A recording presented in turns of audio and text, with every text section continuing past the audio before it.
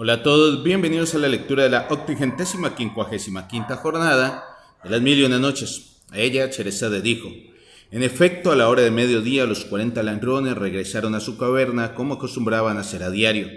Y aquí que vieron atados a los árboles los 10 mulos cargados con grandes cofres.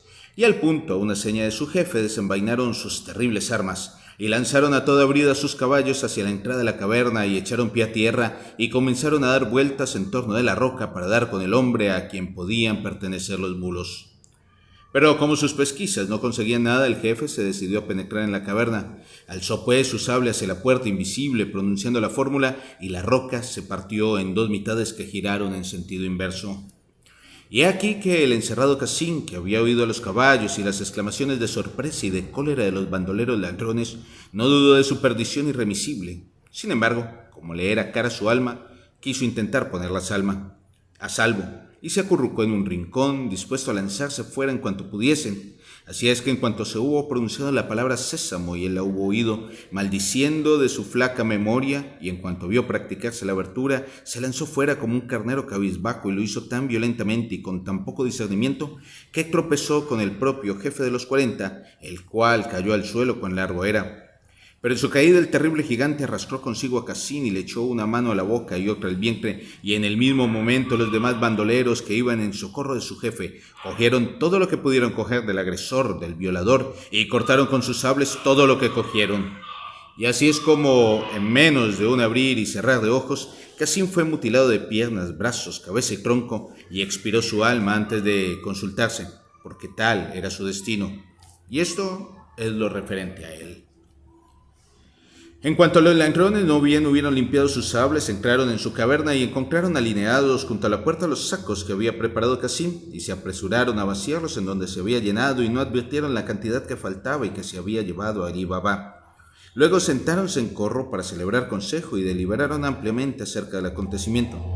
Pero ignorantes como estaban de haber sido espiados por Ali Baba, no pudieron llegar a comprender cómo había logrado alguien introducirse en su morada y desistieron de reflexionar más tiempo acerca de una cosa que no tenía solución.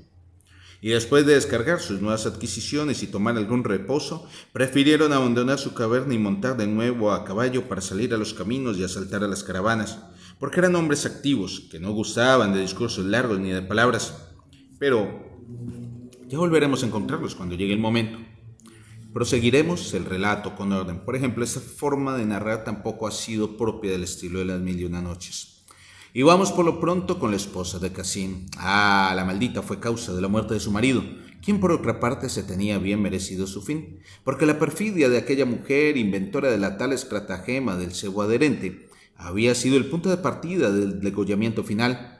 Así es que, sin dudar de que enseguida estaría él de regreso, había preparado ya una comida especial para regalarle. Pero cuando vio que llegó la noche y que no llegaba Cassim, ni la sombra de Cassim, ni el olor de Cassim, se alarmó en extremo, no porque le amase de un modo desmedido, sino porque le era necesario para su vida y para su codicia. Por tanto, cuando su inquietud llegó a los últimos límites, se decidió a ir en busca de Ali Baba, ella que jamás hasta entonces había querido condescender a franquear el umbral de la casa del otro. Hija de zorra. Entró con el semblante demudado y dijo a Ali Baba: la celema sobre ti, oh hermano preferido de mi esposo.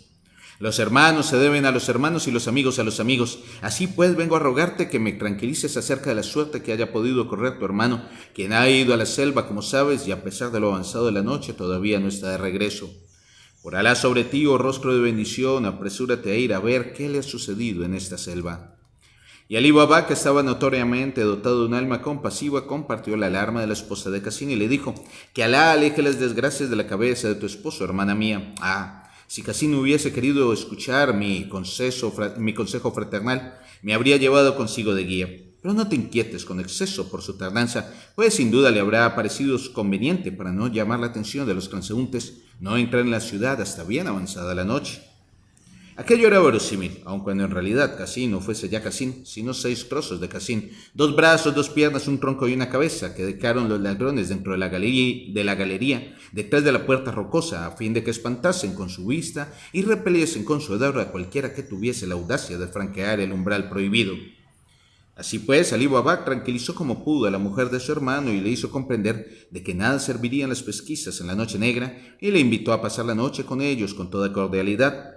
Y la esposa de Ali Baba le hizo acostarse en su propio lecho, mientras que Ali le aseguraba que por la aurora iría a la selva.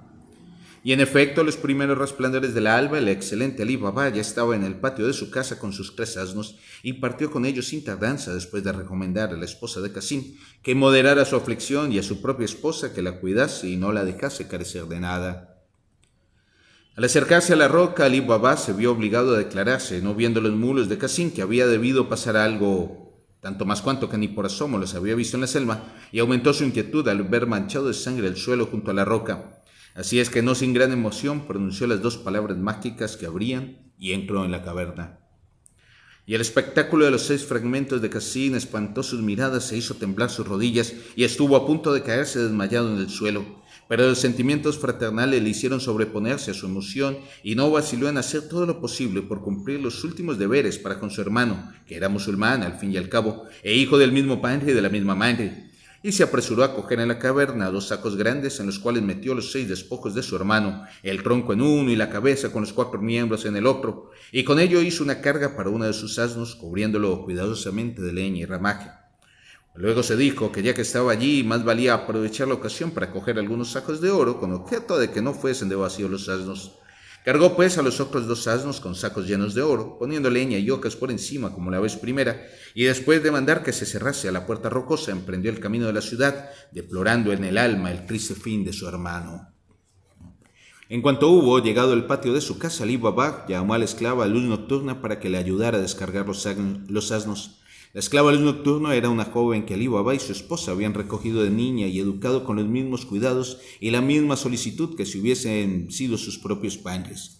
Y había crecido en casa de ellos ayudando a su madre adoptiva en las faenas caseras y haciendo el trabajo de 10 personas. Además, era agradable, dulce, diestra, entendida y fecunda en invenciones para resolver las cuestiones más arduas y lograr éxito en las cosas más difíciles.